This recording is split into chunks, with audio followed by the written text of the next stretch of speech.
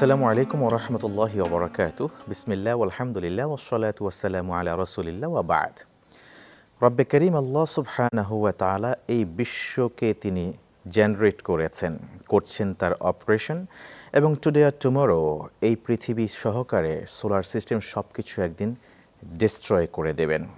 ডিস্ট্রাকশনের সময়কাল কখন হবে এই প্রসঙ্গে যখন জিবরিল আলাইহিস সালাতু ওয়াস সালাম বিশ্ব নবীর কাছে জানতে চাইলেন, তিনি প্রত্যুত্তরে বলেছিলেন মাল মাসউল আনহা বিআলামা মিনাস সাইল, প্রশ্নকারীর চেয়ে জিজ্ঞাসিত ব্যক্তি অধিক ওয়াকিফহাল নন।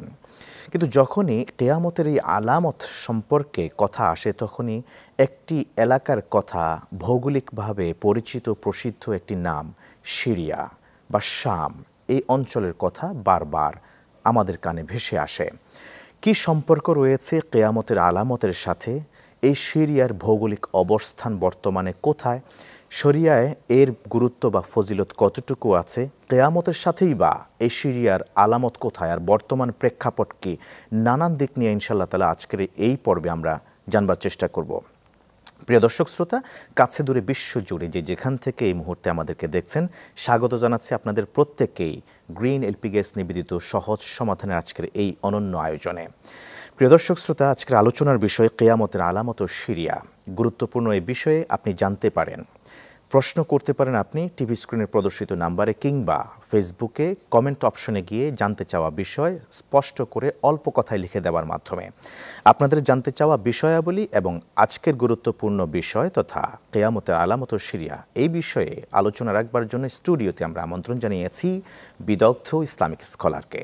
পরিচয় করিয়ে দিচ্ছি, আমাদের সাথে আছেন প্রখ্যাত আলিমে দ্বীন, বিশিষ্ট ইসলামিক চিন্তাবিদ, লেখক, কলামিস্ট ও গবেষক, মিরপুরে অবস্থিত নিব্রাস ইন্টারন্যাশনাল স্কুলের সম্মানিত চেয়ারম্যান ও মাসিক আল ইতিসাম পত্রিকার প্রধান সম্পাদক ফদিলাতুল শেখ আব্দুল্লাহ বিন আব্দুর রাজ্জাক হাফিজাহুল্লাহ। আসসালামু আলাইকুম ওয়া রাহমাতুল্লাহ। ওয়া আলাইকুম আসসালাম।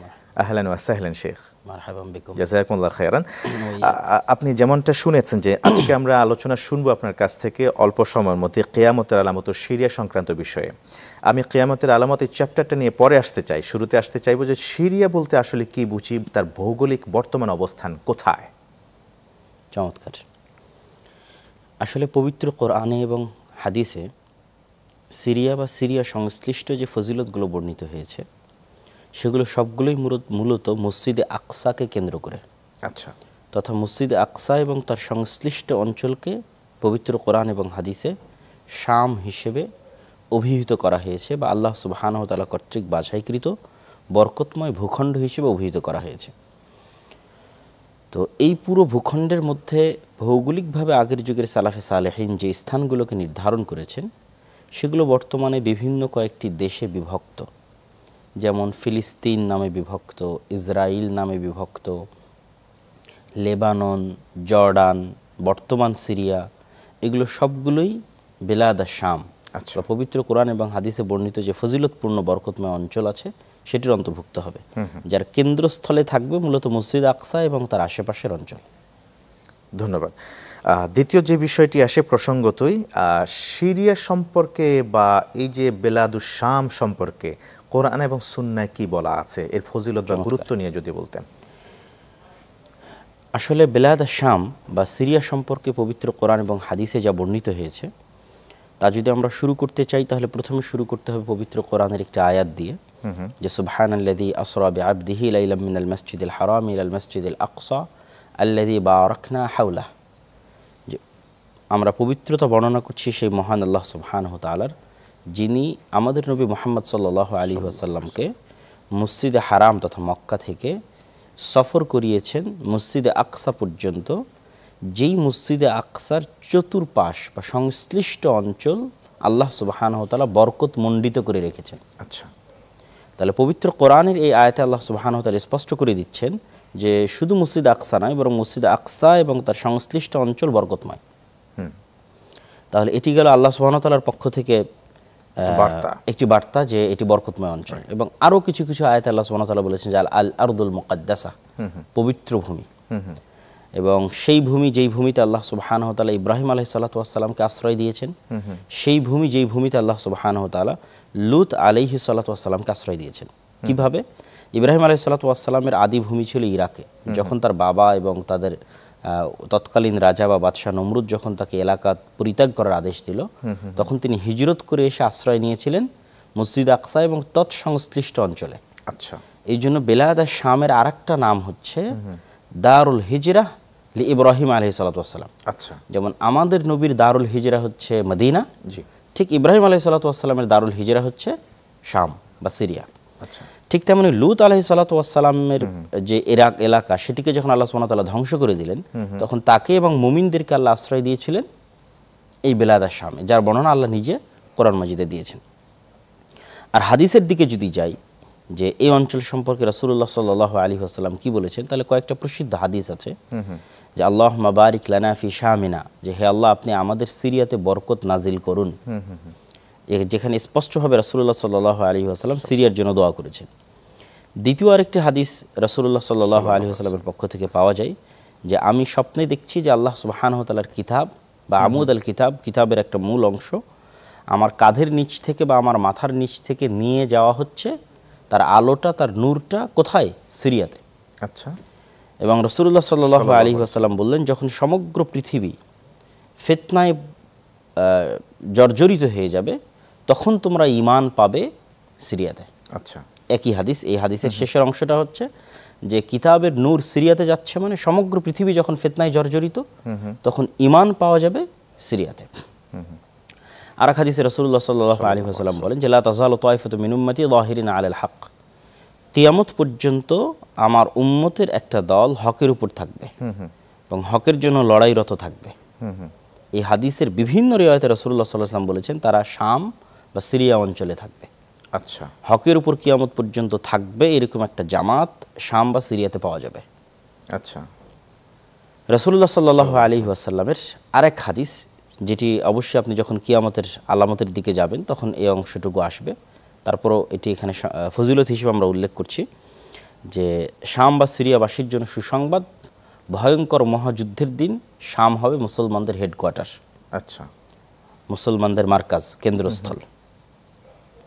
তো এরকম আরও অসংখ্য হাদিস আপনি শাম বা সিরিয়া সম্পর্কে পাবেন, যেগুলো সবগুলোই শাম বা সিরিয়ার ফজিলতকে প্রমাণ করার জন্য যথেষ্ট রাসূলুল্লাহ সাল্লাল্লাহু আলাইহি ওয়াসাল্লামের পক্ষ থেকে। অনেক ধন্যবাদ আপনাকে। আমরা শাম বা সিরিয়ার মর্যাদা, ফজিলত বিষয় জানছিলাম কোরআন এবং সুন্নাহর আলোকে, হাদিসের আলোকে।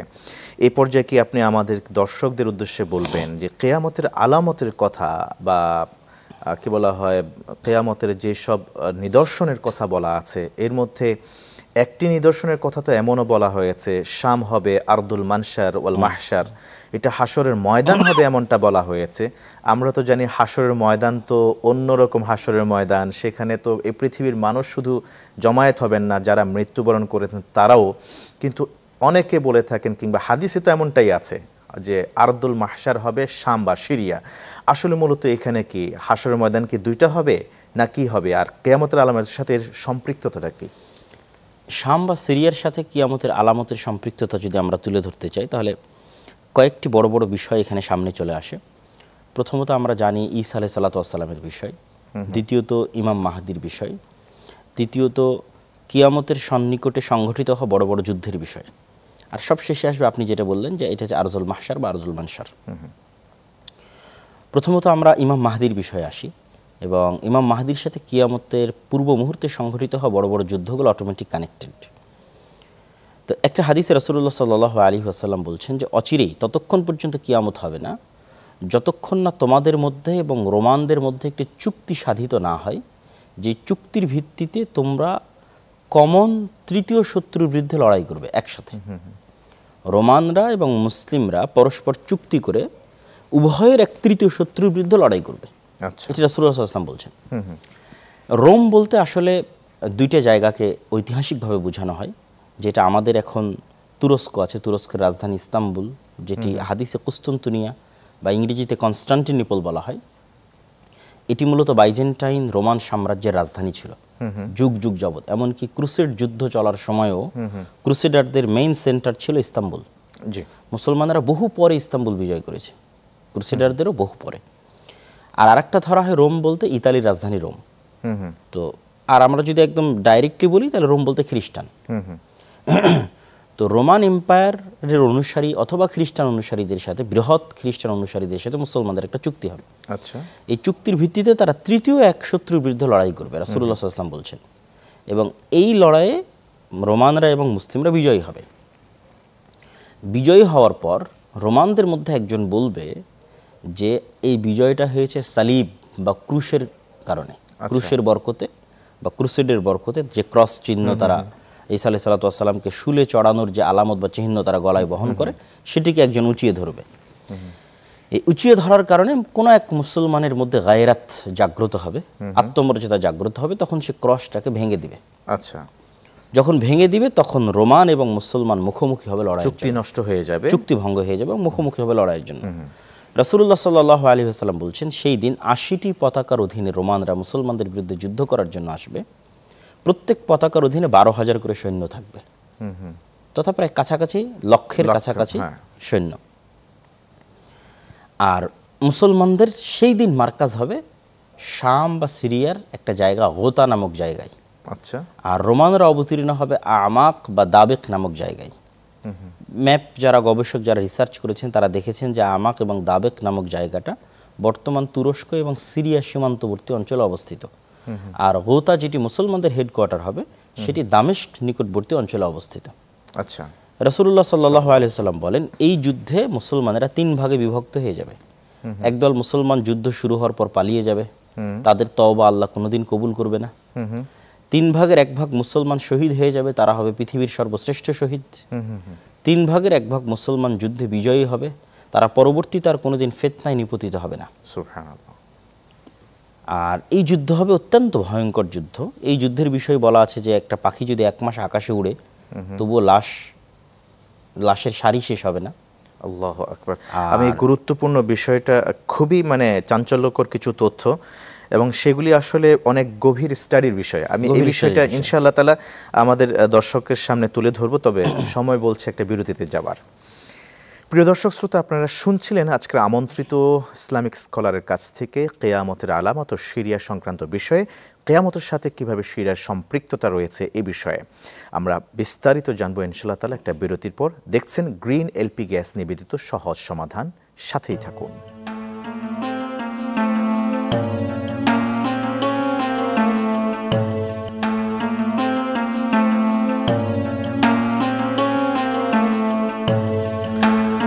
আসসালামু আলাইকুম ওয়া রাহমাতুল্লাহি ওয়া বারাকাতুহু। স্বাগত আরও একবারের মতো প্রিয় দর্শক শ্রোতা, আপনারা দেখছেন গ্রিন এলপি গ্যাস নিবেদিত সহজ সমাধান। আজকের আলোচনার বিষয় কিয়ামতের আলামত ও সিরিয়া। গুরুত্বপূর্ণ এই আলোচনায় আপনাদের সামনে আছেন এই পর্যায়ে স্টুডিওতে ফজিলাতুল শেখ আব্দুল্লাহ বিন আব্দুর রাজ্জাক হাফেজাহুল্লাহ, honourable chairman, Nibras international school, Mirpur, Dhaka.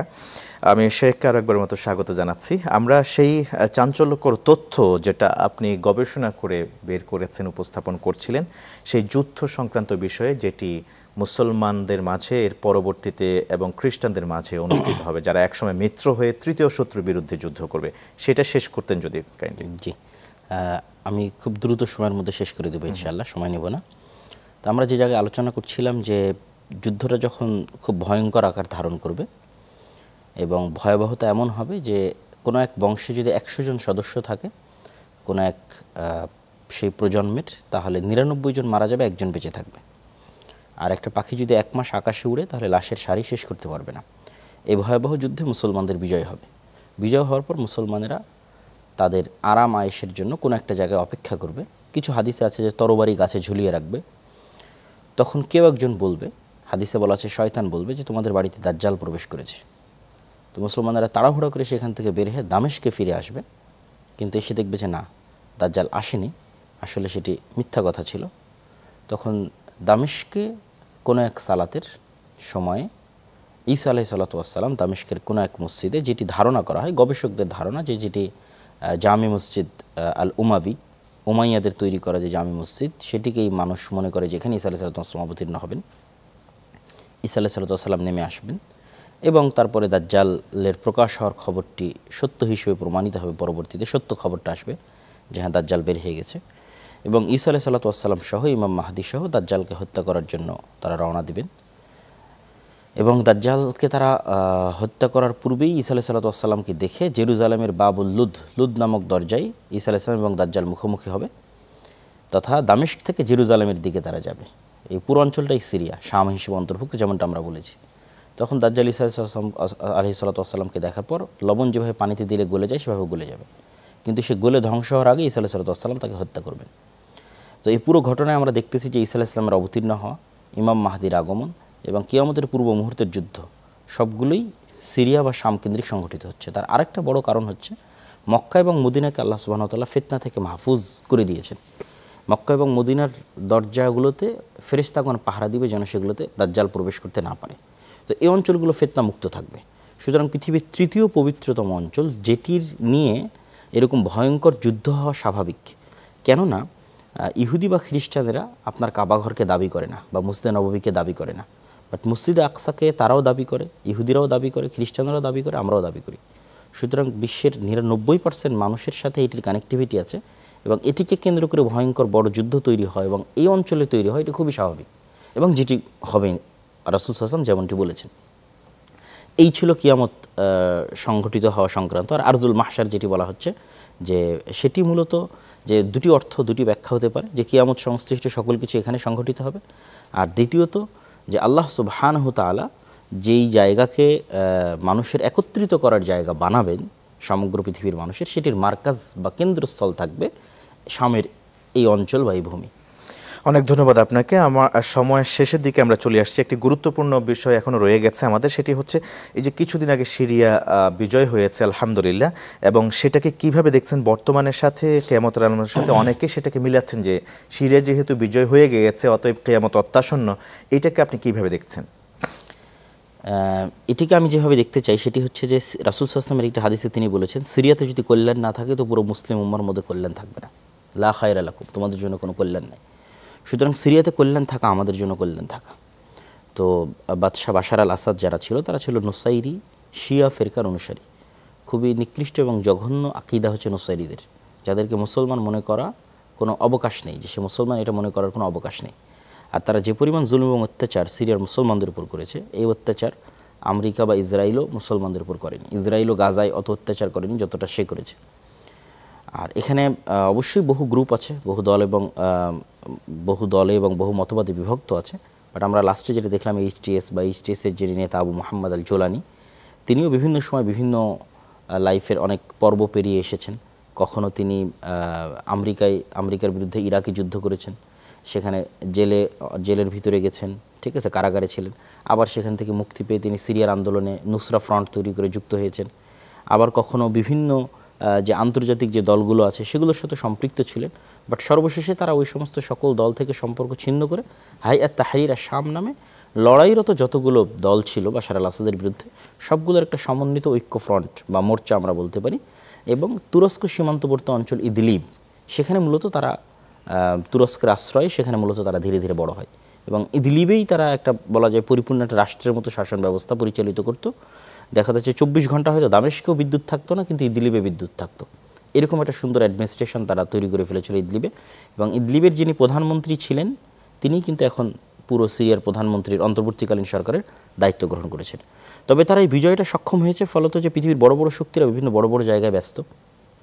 Israel হিজবুল্লাহর সাথে ব্যস্ত, হামাসের সাথে ব্যস্ত, আমেরিকা ইউক্রেনে ব্যস্ত, রাশিয়া ইউক্রেনে ব্যস্ত, ঠিক আছে। ফলত কেউ আসলে এখানে অতটা মনোযোগ দিবে এরকম ফোকাস করতে পারেনি। এটি আল্লাহর পক্ষ থেকে এটি দয়া বা রহমত ছিল।